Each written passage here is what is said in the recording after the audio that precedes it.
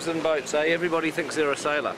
So welcome to our new blog, which is about the logistics of location shooting. We've been travelling pretty much the length and breadth of New Zealand shooting locations for The Hobbit. It's been great to get outside. It's been great to get that texture of Middle-earth into the movie. After many, many weeks of shooting in the studio, we've established our characters, we've established our story, and it was finally time to get on the road and establish the landscapes of Middle-earth.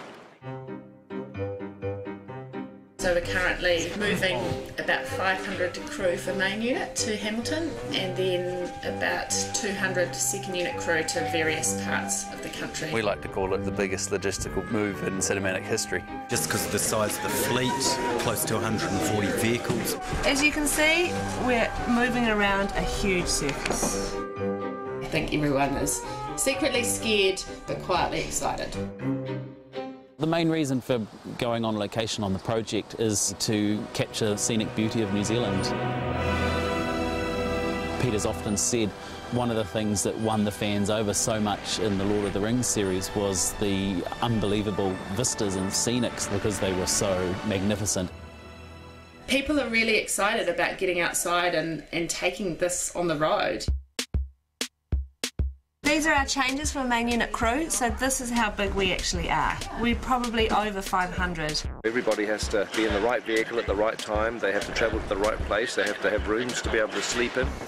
I can't begin to imagine the logistics involved with shifting the crew, the cast, the equipment that we have on The Hobbit. It's pretty mind-blowing. You have to take everything with you to produce the films. We're having to provide our own electricity, areas to cook food, areas for people to sit down and eat. You've got to provide water, the bathrooms and the toilets that people need. You have to have weather cover, heat when it's cold, and you've got to provide cooling when it's hot. The daunting aspect of that is it's all got to get into trucks, it's all got to be on wheels, and it's all got to be ready to roll. We're about to try and cram all of this, and all of that, all of this, some of that, most of this, all these trucks, most of these people, but not that scissor lift up there that stays, are going to go into some of these trucks. These guys here are going to go into these trucks too. Nice one. No cell phone laws here, man. One of our biggest challenges on the production is actually shooting all the locations in one hit for both main unit and second unit. And you can certainly start there. We're away for about 7.5 weeks if the weather holds up, so we're basically praying that every spot we go to in the country is sunny and beautiful. First location is Matamata, up in Old Hobbiton, so returning back to the first spot from Lord of the Rings, which is pretty exciting. Fantastic job, and we're out here at 4 o'clock in the morning. And as you can see, we're totally under control.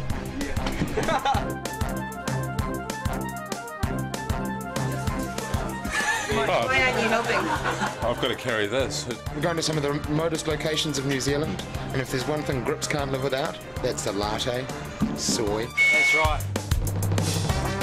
We're getting ready to go away, and so far we haven't packed anything. And tomorrow is our last day with 30-odd hobbits doing a big scene against green screen for Hobbiton. This is my Louis Hobbit, my Sonny Hobbit.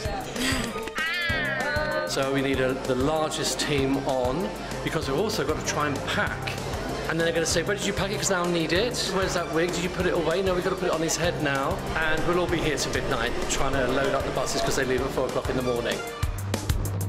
Be sure to pack scotch, tequila, Wine and beer. A heap of plants. 3 razor blades. 60 kilos of toilet paper. A few artificial trees. Stocks. and some Jägermeister. Last day Wellington, so everything needs to move. We've got a stock truck coming in to take our 49 mixed-age sheep, 15 chickens, 9 goats, 5 3-year-old steers, 4 pheasants, 2 Muscovy ducks. We've also got Michael Jackson, the walking chicken, on the lead. We're just going to take you through, get your contracts done. We've got lunch packed for you to take on the road. So just follow me. Oh, the keys are in it? Keys are in it. We've got GPS units installed in the trucks purely so we can watch what's happening as they move up and down the country. If you don't arrive, we can't shoot. Last truck should be out of here in half an hour, and then Hobbiton. Crikey. Just remember, the reason you're on this plane is because you're so valuable to the production.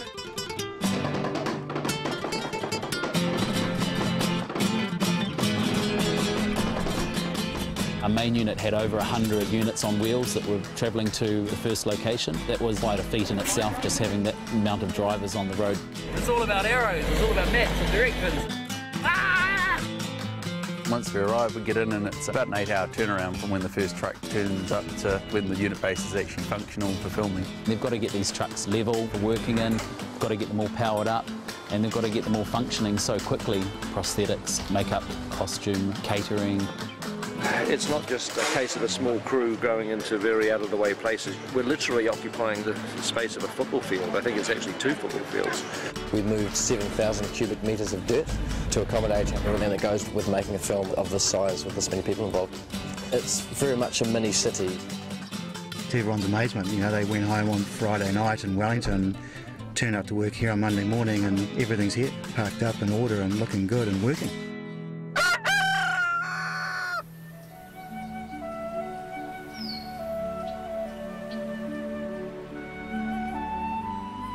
It's okay. Rough day at the office today, Mom. So after 110 days in the studio, we finally make it out into the sunshine. But I tell you what, Hobbiton is looking fantastic. The art department and the greens department have been working on it for nearly 2 years. The grasses have grown, the flowers are out, the plastic ones have even bloomed. It's weird when you come back to a place that you literally thought you would never see again. This is a great spot. To be standing there with Elijah dressed up as Frodo, it was the nearest thing I think I'm ever going to come to a time machine. This is actually the first time I'm stepping foot down into Hobbiton. I'll never forget that feeling of coming to Hobbiton for the first time. So much time spent in this universe, you know, with these characters, and I keep referencing the fact that I turned 19 when I came to Hobbiton for the first time. 11 years ago. I'm 30 now. I don't know, there's so many feelings of nostalgia and history. We'd been searching pretty much the whole country for this rolling green countryside. We were up here scouting around and found this place called Buckland Road. And sure enough, when we flew over it, we found the round tree, the hill, the lake. It was all meant to be. Of course, then it was a matter of talking to the owners of the land, getting their permission to shoot here and build here. It was a Saturday afternoon during a major New Zealand rugby game that he came and knocked on my father's door. And he said they wanted to make a movie, and my father actually said, Lord of the what? I think I kicked him under the table quietly, but that's how it all started. This time around, they built it for real. So before, all of these Hobbit holes were built using polystyrene. When the filming was finished, they tore it all down. Even though it's been available for tours and, you know, for people to look at it, we didn't have any of the Hobbit holes here. Doing the Hobbit now, it gave us the ability to rebuild Hobbiton out of permanent materials. Materials that aren't going to deteriorate, and we can carry on showing people what's involved in making a movie behind the scenes. It's all, I mean, that's actual rock, stone. It's pretty amazing. Hobbiton is going to stay exactly as it is today, which is fantastic. There's real wood, there's real stone, real bricks, and it's going to be here hopefully for decades to come. Yeah, no, it's a great gift to the people of Metamat, and as Minister of Tourism, I'm all in favour of it, so well done. Some prime real estate. I'll get you two, I'll get Peyton. Hobbits. Oh, Jordan. Hello. Hello. Hello. You guys having a good day? Yeah, it's good. How are those feet treating you? Yeah, okay. Are they? When you're at Hobbiton, you forget that you're on a film set. Seeing it like this kind of living model village is just extraordinary, and you just totally believe this place exists, and that's because it does. Maybe I've smoked a little bit too much of this now. It's an authentic village. It's 100% 360 degree, look wherever you like, little Hobbit village. You can imagine just being a Hobbit in this environment and get up and have a cup of tea on the doorstep and listen to the birds and the frogs, and children running around, or go to the market, buy a big bottle of beer and drink it. I'm loving it. You're not really designing a film set, you're trying to put yourself in the mindset of a Hobbit and figuring out, well, where would you like your house to be? There were 44 personalised Hobbit holes, and each Hobbit hole has the different little details depending on their location. It's kind of amazing, the door's actually open. Hello? Hello? No, nobody home at the moment. They must be at the market. Welcome to the set of The Hobbit. So how did you get involved in this? My 4 daughters auditioned and they all missed out. And I got in. So I wasn't a popular father at that point. You guys are up for stealing, aren't you? Yeah. Oh, hell yeah, good. Big bad hobbits. Check this out. Oh yeah. So I'd like to get a nice comb over.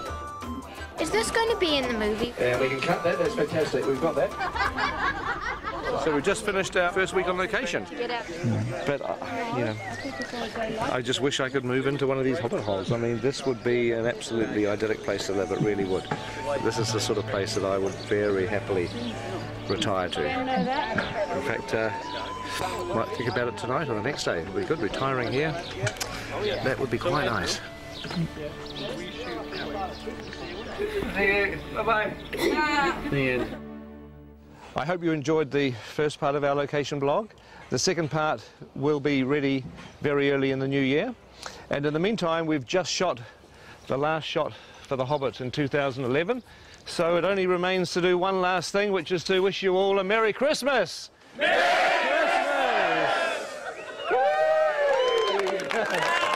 Champagne! Very good.